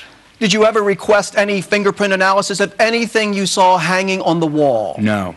How about the railing on the stairs going into Mr. Jackson's bedroom? No. How about any of the doors you have to go through to enter Mr. Jackson's bedroom? No. Now, other than fingerprints and DNA analysis, is there any other type of forensic test you wanted done during the day of that search? During the day of the search, no. Gavin Arvizo and his brother both claim they frequently slept in Michael Jackson's bed. Yet Lieutenant Klepakis acknowledged the bed and sheets seized during the raid contained no hair or other DNA trace that could be linked back to the boys. Was any effort ever made to see if you could find fibers, hair, or material in Mr. Jackson's bedroom that you could link to any of the Arvizos? Well, when we took the bedding from Mr. Jackson's bed, I wasn't limiting it to biological fluids. I was limiting in, basically, I wanted a complete analysis of anything that they found out there. So we took all the bedding and left it to the examiners to determine what evidence might be on that bed. And clearly, you never found any of the Arvizos' DNA in that bedding, correct? That's correct. And you never found their hair or fibers in that bedding, correct? That's correct. And you never found any of their prints on any furniture linked to Mr. Jackson's bed, correct? That's correct. Lieutenant Klepakis admitted the scale of the search was greater than typically involved in a murder investigation, but denied police went overboard because they were dealing with a celebrity. He justified the size of the raid to lead prosecutor Tom Snedden. Now, with regard to the time constraints given to you with the execution of the search warrant on Mr. Jackson's ranch, what time constraints were you given on that? I was told that I had to be done within a day. And how did that come about? Well, I had asked you if we could write in the search warrant that we could take a couple of days or more to conduct the search because of the size of the estate plus the other things involved in this investigation, other searches. And through that discussion, it was decided that we were going to have to do it within one day so as not to burden the ranch and its employees with all our presence longer than that. And was there some relationship between the amount of time and the number of personnel that you needed to do it within the time constraints that you were given? Well, based on the size of the estate, we felt that in order to get it done within that time frame, we had to have an abundance of personnel. It wasn't just the search. Lieutenant Klepakis also explained that the police search was hampered because several rooms around Neverland had been locked by Jackson and his staff. Now, Mr. Mesereau asked you several questions about items that were found at certain locations and used the word unlocked. To your knowledge, was the wine cellar unlocked when you folks first got into the building on the morning of the 18th of November? The wine cellar was locked. And with regard to the closets in Mr. Jackson's bedroom where the alcohol was located, to your knowledge, was that locked or unlocked at the time it was first approached by your folks? His bedroom was locked and alarmed. And the closet in which the 2 bottles of alcohol were found, was that closet locked or unlocked at the time that your folks first approached that closet and opened it? I'm not sure the location you're talking about. Downstairs in the master suite. The master suite was locked. And the closets in the master suite? I'm not sure of that. I know I wasn't one of the first ones to enter into the master suite. I know I was the first ones to enter the master suite, but as to the closets, I can't tell you. All right. One closet was locked. It was on the left side library or left side bathroom. Excuse me, there was a locked door there. The one with the jacuzzi-type tub? Next to the safe, yes. Still speaking to prosecutor Tom Snedden, a Santa Barbara investigator said the search wasn't perhaps as detailed as it might have been because Gavin Arvizo and his family had left Neverland some months before. He also justified the delay in analysing fingerprints. At the time that you were executing your search warrant on November the 18th of 2003, how much time had elapsed between the time that you had information that the crimes were committed and the time you were executing the warrant? 9 months, 9 months. Now, at that time, Mr. Mesereau asked you whether or not you took any prints off the balcony or whether you looked for hair or fibers or anything else. Was there a reason that wasn't really an important part of the investigation at that particular stage in time? It just didn't enter into the investigation at that particular time. Why? Well, we had certain information regarding the crimes. We went into the search looking for those things. Our search was limited in time, and we were doing several other things, interviews, other searches in other locations. This investigation was atypical because it entered into other crimes, other overt acts in which we had to investigate. Mr. Mesereau asked you another question with regard to whether you were trying to explain what. He uses the word delay in the processing of the print, and you answered the question, no. Why was there no... You didn't consider that to be a delay of over a year? As Mr. Mesereau stated, latents can stay on an object for a long time. We were protecting the items of evidence. They were in different locations. We were conducting our processes as we were able to, and ultimately we were able to develop and stabilize the latents that we felt were on the items of evidence. Join us when we come back as the jury hears details for the first time about molestation claims made against the singer 10 years ago.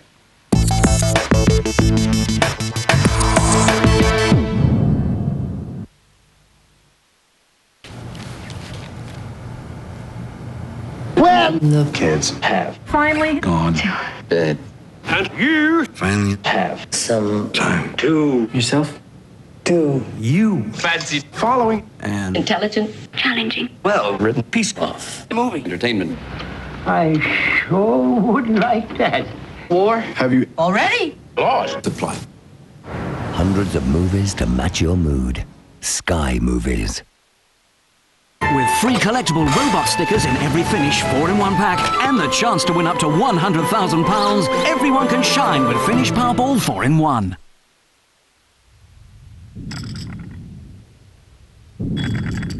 On Saturday night, April 23rd, everybody in one bingo club will share £1 million.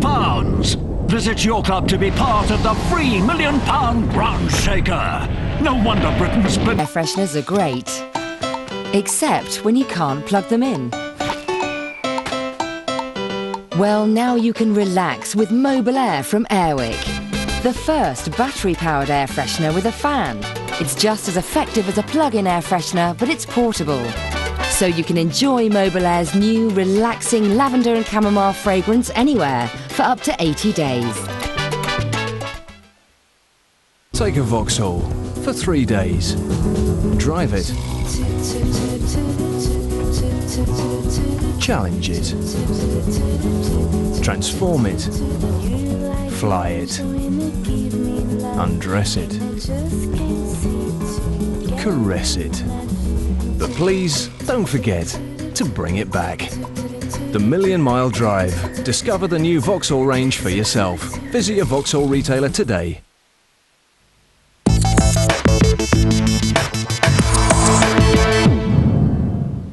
Welcome back to California, where we're recreating the Michael Jackson trial. As the week came to an end, the jury heard from an important witness, lawyer Larry Feldman, who represents the singer's current accuser. Back in 1993, he secured a multi-million-dollar sexual molestation settlement from Jackson on behalf of another teenager, Geordie Chandler. He explained to prosecutor Tom Snedden how they met. Let's turn to a specific case if we can, and I'd like to focus your attention to the year 1993 and 94 if we can. Are you familiar with a then young boy by the name of Jordan Chandler? I am. And how did you become involved? By the way, did you know when you first met Jordan Chandler, do you recall how old he was? He was 13, as I recall. And how did you become involved with Jordan Chandler? Tell us. Objection to the extent it calls for hearsay. Calls for a narrative. Sustained.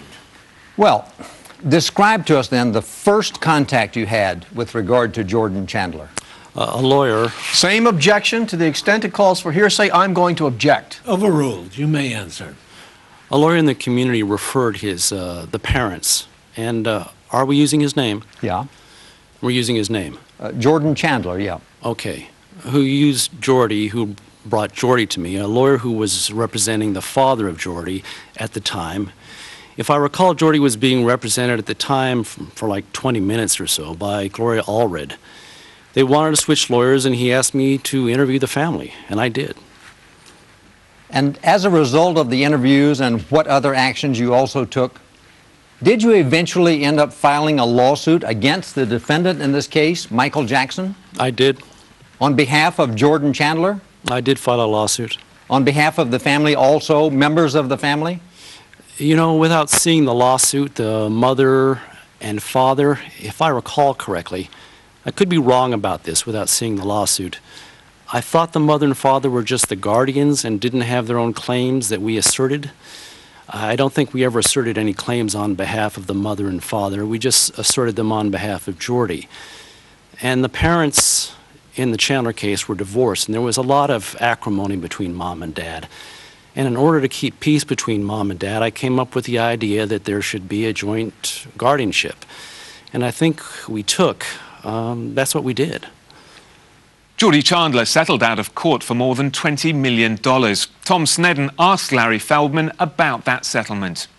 And with regard to the causes of action, what was the nature of the causes of action alleged against the defendant, Mr. Jackson? The sexual molestation of Jordy Chandler. Now, did that particular case, the case of Chandler versus Jackson, eventually result in a settlement? There was. And with regard to that particular settlement, was there a particular form that the settlement took? Form meaning a contract? Well, a contract or some other document to... Yeah, there was a lot of documents that surrounded that settlement. With regard to your practice of law and in your civil litigation, and with regard to your representation of Jordan Chandler in the Chandler versus Jackson lawsuit, okay? Yeah. Were you aware, or did you become aware of the fact that there's a code section dealing with the with a minor's right to refuse to testify in a criminal prosecution? I was aware of one in '93. And you were aware of that while you were representing Jordan Chandler? I was. Mr. Feldman told how he sent the Arvizo family to see child psychologist Dr. Stanley Katz. The court has already heard from Dr. Katz, the man who first raised the alarm about claims that Jackson abused Gavin Arvizo. As a result of your contacts with Dr. Katz, did you decide to send the Arvizo family to Dr. Katz? Yes. In 2003? Yes. Okay. Now, do you recall when that was, approximately what month it was? Either May or June in that time frame of 2003. At some point in time, did you receive a report back from Dr. Katz about his initial contacts with the family? Oral. I got an oral. I had an oral conversation with him. Do you recall whether it was in person or over the phone? I think it was in person, quite frankly. I think he came to my office. Now, after you received this report, did you do anything? Yes. What did you do? I called the Arvizo family, Mrs. Arvizo and the 3 children, back into my office for a meeting. Based on the interviews Dr. Katz conducted, Mr. Feldman said the 2 men went to the Los Angeles County Department of Children and Family Services. Their objective, to file a complaint of sexual molestation against Michael Jackson. So as a result of the conversations that you had with the Arvizos, there was a decision to go back to see Dr. Katz with the family again, correct? Their decision to, that they wanted to go back and see him again. Okay. And to your knowledge, did that happen? Yes. And to your knowledge, did you then find out the results of Dr. Katz's subsequent conversations with the family? Yes. And as a result of those conversations with Dr. Katz, did you decide on a further course of conduct that you felt needed to be done? Objection, leading. Overruled. Yes. You may answer. What did you do? I then believed that Dr. Katz believed he had a report, and I then went to the head of... Objection, move to strike, hearsay. His belief is stricken. The question is, what did you do? I went to the head of the Department of Children's Services, Los Angeles County, a fellow by the name of David Saunders, who was the head of the Department of Children and Family Services. American law means Dr. Katz was obliged to report Gavin's accusations of sexual molestation against Jackson. After Los Angeles Social Services failed to file a report, Larry Feldman described how they went to the police the following day. Now, after you left the agency, did you decide on a course of action? Yes. And was this regarding and connected with Dr. Katz's responsibility as a mandated reporter? Yes, because I felt he still hadn't reported because they didn't take the report. Objection. Objection. Move to strike. Non-responsive. After yes is stricken. All right. Who did you call? I called you. Okay. And as a result of that conversation, were you eventually contacted by somebody else? My recollection is that I was contacted by a police officer, or he may have been a sheriff. I don't know what he was, but he was some law enforcement person. Now, during the course of the conversation between you and I, did the subject of a civil lawsuit against Michael Jackson in connection with the substance of the mandated report come up? Yes. Objection. Leading. Overruled. The answer was yes. And in that connection, was there a representation made by you to me concerning a civil lawsuit? Yes. Objection. Leading. Overruled. The answer was yes. And with regard to that representation, and Your Honor, I'm offering this under 1250, what was said by you to me? No lawsuit. I would not file a lawsuit. There was no plans to file a lawsuit, and that you would investigate it and make up your own mind. Not you, but the police. Michael Jackson's lawyers claim the singer is innocent and the target of greedy civil attorneys and an opportunistic family he befriended. Under cross-examination by Thomas Mesereau, Mr. Feldman admitted he and another attorney, Bill Dickerman, have a fee-sharing agreement if the Arvizos successfully sue the singer later. Mr. Mesereau implied that is a very real possibility. Mr. Feldman, if Gavin Arvizo decided at some point in the future to sue Mr. Jackson for alleged sexual abuse, how much time would he have to file that action? I think he'd have till his 20th birthday. If Star Arvizo decided in the future to sue Mr. Jackson for alleged sexual abuse, how much time would he have to file that lawsuit? I think the answer is the same, 20. If at the end of this trial they were to decide, you know, we'd like to sue, they'd have plenty of time to do it, wouldn't they? They meaning the boy? Gavin. Not Janet. Gavin and Star. The two boys? Yes. If they wanted to at the end of the trial, they could sue, sure. Isn't it true that a judgment of conviction in a criminal case for anything related to child molestation could be dispositive in a parallel civil suit alleged for the same facts? As long as it's a felony conviction, that's right. In other words, if Mr. Jackson were convicted of felony child molestation in this case, either Gavin Arvizo or Star Arvizo could use that conviction to essentially win a civil case regarding similar alleged facts against Mr. Jackson. That's correct. Sir, did you tell a grand jury in Santa Barbara County that you had incurred tremendous costs of expenses during your lawsuit against Mr. Jackson in 1993? I did, and it was true. And if liability were established through a criminal conviction, a civil litigator could avoid most of those costs, correct? Some of those costs, not most, some. I mean, certainly some you would avoid. You could avoid a lot of investigative costs, correct? You know, it's... Can I... Just answer my question, if you would, please. I can't answer it that way. If I could explain to you why. You know, I'll tell you why I can't, and you can ask me the next question, and you can get to the answer. Is your answer you would not avoid investigative costs? No, it's the amount of the investigative costs we're talking about. And that's all for now. Join us next time from California. Goodbye.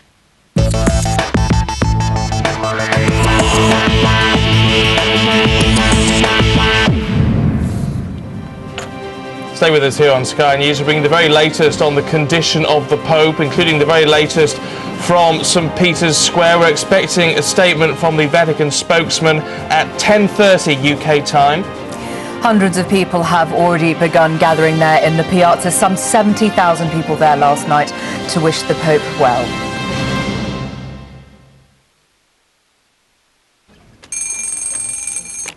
Hello, are you losing sleep over your finances? Well, you don't have to go to the bank for a low-cost loan. Why not see if it's easier, faster and cheaper to call Lombard Direct on 0800 2 15,000. Your rate is based on your circumstances and loan amount. Our typical rate is just 6.4% APR. For an unsecured personal loan of up to £25,000, call Lombard Direct on 0800 2 15,000 or apply online at lombarddirect.com. This Sunday in the Sunday Times, it's the most exclusive club in the country. And this year, you'll need £50 million to join. Find out who's in and out of the Sunday Times Rich List. The definitive look at the 1,000 richest people in Britain. Free, only in the Sunday Times. I'm unique. But when it comes to medical insurance, we all want to know the same thing. How can I get the right cover at the right price? By calling AXA PPP Healthcare right now. New customers could receive up to 3 months free cover. So for a quote that's uniquely yours, call us on 0800 032 1966.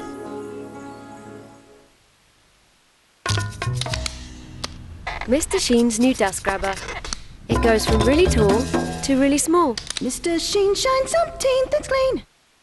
Heavens! I forgot to renew the car insurance. Must telephone the broker at once. Telephone, dear? We're not in the dark ages. This is a job for Mr. Mouse. By going online to esure.com, the mouse cuts out the middleman and could save us a tidy sum. What a clever little mouse. I bought him some cheese. Calm down, dear. It's not a real mouse. Oh, I think he's asleep. esure.com. Great value car insurance at the click of a mouse. So, the same camera, same sort of price, but this one's got a zoom. No, I'll have that one. Given the choice, wouldn't you prefer more for your money? And Daddy's going to come in a bit closer. Ooh. Oh! Broadband from BT is now double the speed and still from just £17.99. Call 0800 317 316 or visit bt.com today. This April, get the most out of Sky by taking the showerproof jacket off your magazine. Don't get caught out. Our daily TV guide showcases all the best programmes. What are you talking about? From Depp to Crow. It's raining Hollywood hunks. Check our A to Z of movies and you'll see the forecasts looking surprisingly bright. Me, that's me. Improve your outlook with Sky Magazine, your essential guide to April on Sky. That is truly unbelievable.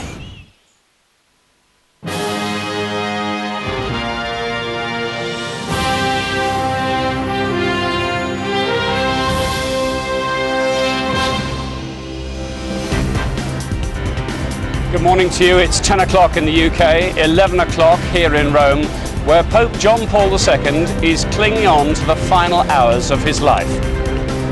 Thousands of pilgrims are back in St. Peter's Square this morning to be close to their Holy Father. The Pope's heart and kidneys are failing. Churchmen say he's preparing to meet his master. There'll be an update on his condition at 10:30. Meanwhile, the world's faithful watch and pray.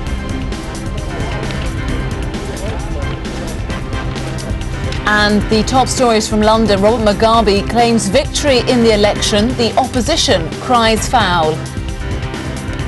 The Jackson trial latest. The defence team push for a mistrial.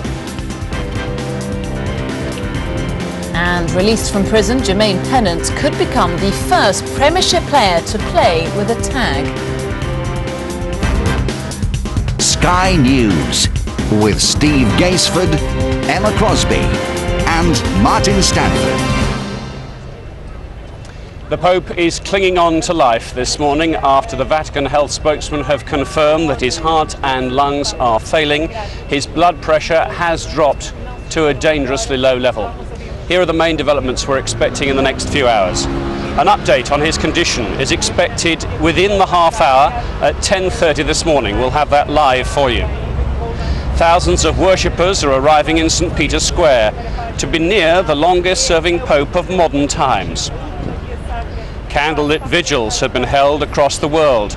Churches in the Polish city of Krakow, where the Pope first became an archbishop, stayed open throughout the night. The long wait continued through the night and into this morning. These mostly young people felt the need to be close to the Pope as he drew closer to death. Another medical bulletin can be expected today.